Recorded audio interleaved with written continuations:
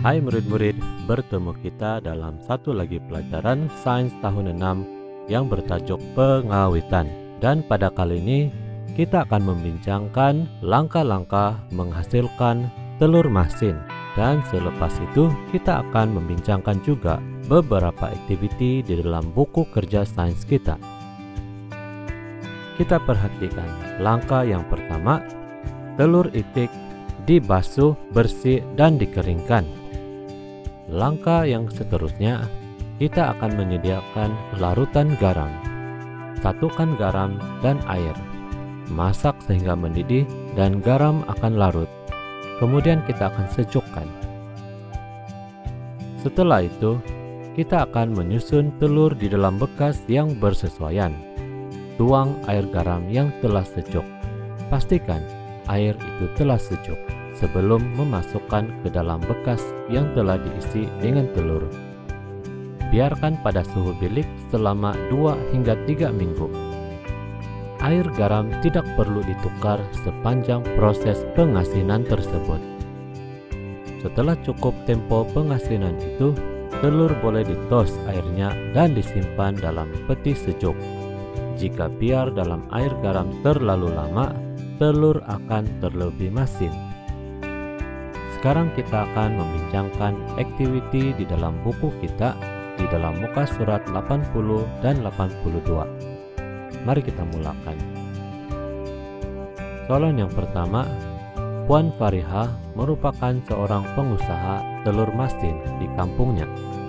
Dia memelihara sebanyak 20 ekor itik untuk membekalkan telur bagi perusahaannya.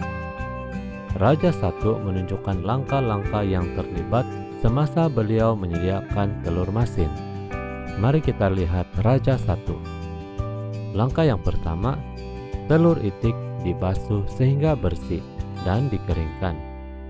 Kedua, garam dilarutkan di dalam air panas dan dibiarkan menyejuk. Yang ketiga, larutan garam dimasukkan ke dalam balang bertutup. Yang keempat, telur itik dimasukkan ke dalam balang berisi larutan garam. Langkah yang kelima, balang ditutup dengan kemas dan dibiarkan selama 2 minggu. Dan yang terakhir, selepas 2 minggu, telur masin itu sedia untuk dijual. Soalan yang pertama, namakan proses pengawitan di atas. Proses ini dipanggil pemasinan atau pengasinan. Soalan B, apakah yang menyebabkan telur itik yang diawit dengan menggunakan kaedah yang dinyatakan di E tahan lebih lama? Proses pemasinan akan menyingkirkan kelembapan daripada makanan. Larutan garam menyebabkan keadaan tidak sesuai untuk pertumbuhan mikroorganisme. Soalan C, nyatakan kaedah pengawitan makanan lain yang sesuai digunakan untuk mengawet telur itik. Kaedah lain adalah pendinginan. Soalan D, pada pendapat kamu, mengapakah telur ayam tidak sesuai diawet seperti proses di atas? Karena kulit telur ayam adalah nipis dan mudah hancur ketika proses pengawetan secara pemasinan dilakukan. Muka surat yang seterusnya, sekumpulan murid menjalankan suatu penyiasatan dengan menggunakan 2 ketul paha ayam segar yang sama size. Seketul paha ayam diletakkan di dalam piring dan dibiarkan di atas meja. Seketul paha ayam lagi disimpan di dalam peti sejuk pada suhu negatif 10 derajat Celcius. Kedua-dua ayam tersebut dibiarkan selama 2 hari. Raja 2 menunjukkan pemerhatian bagi penyiasatan ini selepas 2 hari. Kita perhatikan. Ayam di dalam bekas K dibiarkan di atas meja, manakala ayam di dalam bekas L disimpan di dalam peti sejuk. Soalan E. Apakah pemerhatian dari segi bau yang boleh kamu lakukan terhadap paha ayam K? Soalan ini meminta kita membuat pemerhatian dari segi bau, dan sudah pasti ayam di dalam bekas K akan berbau busuk. Soalan B. Padankan maklumat berikut dengan menggunakan pemboleh ubah yang betul dalam penyiasatan ini. Maklumat suhu penyimpanan adalah pemboleh ubah dimanipulasi, manakala keadaan paha ayam selepas 2 hari adalah pemboleh ubah bergerak balas. Soalan C1.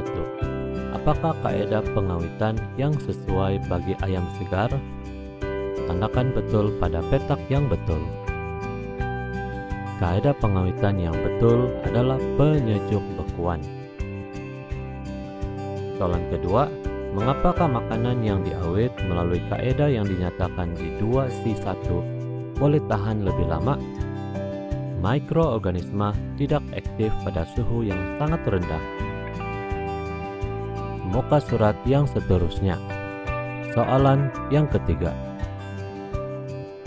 Raja 3 menunjukkan buah stroberi yang menjalani suatu kaidah pengawetan makanan. Kita perhatikan Raja 3. Buah stroberi dijadikan jam stroberi dan dibotolkan. Soalan E1. Apakah kaidah pengawetan makanan ini? Ini adalah pembotolan. Yang kedua, mengapakah kaidah yang dinyatakan di 3E1 membolehkan makanan disimpan dalam tempo yang lama? Mikroorganisme dimusnahkan dalam proses ini. Soalan B. Uraikan kelebihan kaidah pengawetan ini dari segi pertumbuhan mikroorganisme. Lengkapkan yang berikut.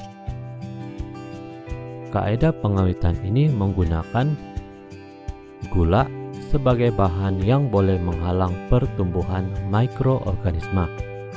Apabila bahan ini dimasak bersama buah stroberi, kepekatan gula menjadi semakin meningkat dan meresap ke dalam stroberi. Kemudian makanan ini dimasukkan ke dalam botol yang kedap udara. Mikroorganisme tidak dapat hidup dalam keadaan tanpa air dan udara. Soalan C.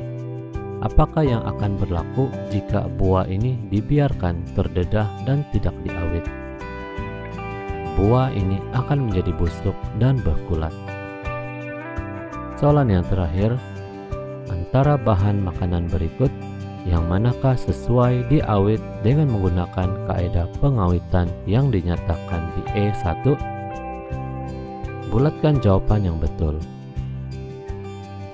Makanan yang sesuai dengan kaidah pembotolan adalah nanas.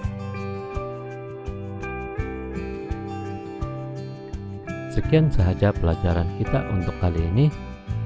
Sekarang Cego akan belanja gambar-gambar yang sungguh menyelerakan ini.